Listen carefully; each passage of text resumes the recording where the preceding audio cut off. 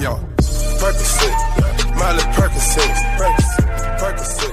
जी, सत श्री अकाल जी। स्वागत है साडे यूट्यूब चैनल टैक्टिकल बाठ ते। अज असीं गलबात करांगे जिवें तुसीं देखिआ होगा कि सिद्धू मूसेवाले दी जिवें आ फोटोआं पोस्ट कीतियां उहदे थल्ले कमेंट होया। ठीक है जी, इत्थे कमेंट दे विच कड्डांगे आपां। ठीक है, उस तो बाद तुसीं इदां थल्ले देख सकदे, तुहानूं मैं दिखाउंदा। ठीक है जी, आ वेखो जिवें इत्थे कमेंट होया वा, ये डॉट डॉट वाला कमेंट होया। इदां सिद्धू मूसेवाले दी फोटो बनाई। इस तरह की टाइपिंग आपां करनी तुहानूं दस्सांगे। तुसीं अपनी किसी भी फोटो तो इदां दी टाइपिंग किवें कर सकदे जी। इदां लगदा है काफ़ी औखे तरीके नाल टैक्सट लिखे आ, पर ये बहुत ही सौखे तरीके नाल लिखे आ। ये तुहानूं मैं दस दांगी तुसीं किवें लिखणे। सब तो पहलां तुसीं अपना पिक्सार्ट एप्लीकेशन ओपन करना। ठीक है जी, पिक्सार्ट एप्लीकेशन ओपन करन तो बाद तुसीं अपनी फोटो लैनी है। तुहानूं जिवें आ फोटो मैं सिलेक्ट करांगा, तुसीं अपनी कोई भी फोटो लै सकदे। उस तो बाद तुसीं इस फोटो का बैकग्राउंड वाइट करना वा, जां तुसीं रिमूव करके कर सकदे, जां तुसीं इत्थे ब्राइटनेस वगैरह वधा के इदां करके रिमूव कर सकदे जी। ठीक है जी, जिवें इसका बैकग्राउंड जिहड़ा मैं वाइट करता वा, मतलब वाइट कलर का कर देना तुसीं। बैकग्राउंड ते फोटो तुहाडी जिस तरह की भी होई उस तरह की तुसीं रहण देनी। ठीक है, उस तो बाद इधर टूल्स आ रहा, इस ते आपां कर देंगे। रीसाइज आ रहा, इस ते आपां करांगे। रीसाइज दे विच तुसीं की करना, इत्थे 50 भर देना। ठीक है, दोवां दे तुहाडा 50-50 हो गया। उस तो बाद रीसाइज कर देना, तुहाडी फोटो इदां छोटी हो जाएगी। उस तो बाद इस फोटो नूं आपां कर लांगे सेव। ठीक है, सेव आ रहा, सेव ते कर लांगे। उस तो बाद तुसीं की करना, अपना ब्राउज़र ओपन करना।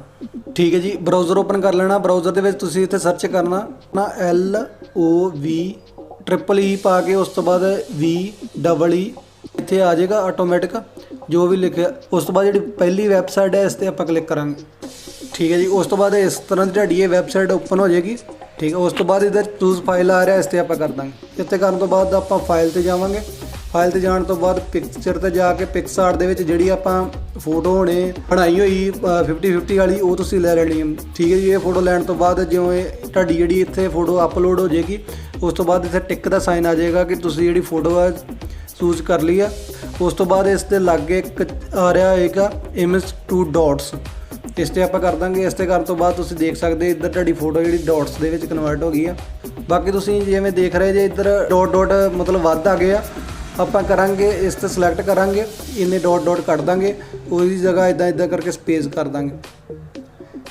ठीक है जी, जे तुहाडे कोई वाधू डॉट आउंदे आ, कई वारी नहीं भी आउंदे, जे कोई एक कुछ डॉट वध भी आ जांदे आ, तुसीं इदां स्पेस कर करके ते वो अपने डॉट जिहड़े एक्स्ट्रा डॉट है वो कट देने।